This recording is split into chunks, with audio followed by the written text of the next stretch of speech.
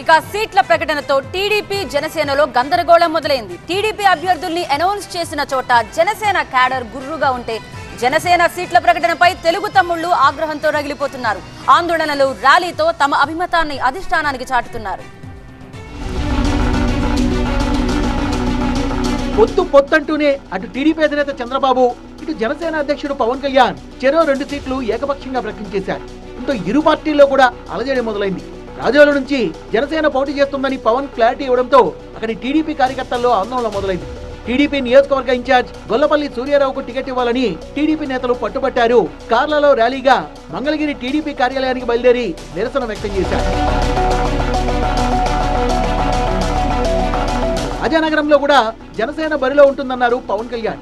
ఈ నియోజకవర్గం ఇన్ఛార్జిగా బత్తుల రామకృష్ణ ఉన్నారు. దీంతో ఆయన అనుచరులు సంబరాల్లో మునిగిపోయారు. రామకృష్ణకు ఆల్ ది బెస్ట్ చెప్తూ టపాసులు కాల్చి కేరింతలు కొట్టారు. వారికోస్ వెయిన్స్ వ్యాధికి కేవలం 30 నిమిషాల్లో చికిత్స. కాల్ చేయండి 9989527715. రాజానగరం టికెట్ ను జనసేన ప్రకటించుకోవడంతో టీడీపీ కార్యకర్తలు నారాజై టీడీపీ ఆఫీస్ నుంచి వెంకటరమణ చౌదరి అనుచరులు వెళ్లిపోయారు. దీంతో ఆఫీస్ పరిసరాల్లో సందడి కరువైంది. అందపేటలో కూడా టీడీపీ వర్సెస్ జనసేనగా మారిపోయింది సిచ్యువేషన్. టీడీపీ అభ్యర్థిగా వేగుళ్ల జోగేశ్వరరావు పేరును చంద్రబాబు ప్రకటించడంతో జనసేన క్యాడర్ ఆగ్రహంతో ఉంది. ఇంతో వేగుళ్ల లీలాకృష్ణ అనుచరులు జనసేన కార్యాలయంలో సమావేశమయ్యారు.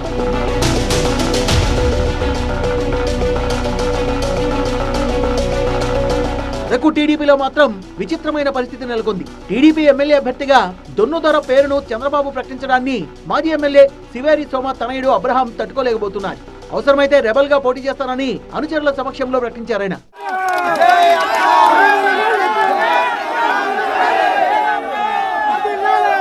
మరోవైపు టీడీపీ జనసేన సీట్ల ప్రకటనపై మంత్రి చెల్లుబోయిన ప్రశ్నాస్త్రాలు సంధించారు. చంద్రబాబు 150 సీట్లు ప్రకటిస్తే పవన్ కు 150 సీట్లు ప్రకటించే దమ్ముందా అంటూ నిలదీశారాయన.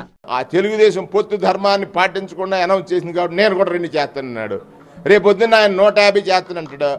ఈ 150 చేస్తాడా? 15కో 10కో సెట్ అయిపోయే పరిస్థితి. 3వ వంతు అన్నాడు. సరే మనం అనుకుందాం 3వ వంతు. అక్కడే మాట మార్చేశాడు కదా. వైసీపీ కౌంటర్ ఎలా ఉన్నా పొత్తు ధర్మాన్ని పాటించడం లేదన్న అభిప్రాయాలైతే టీడీపీ జనసేనలో వినిపిస్తున్నాయి.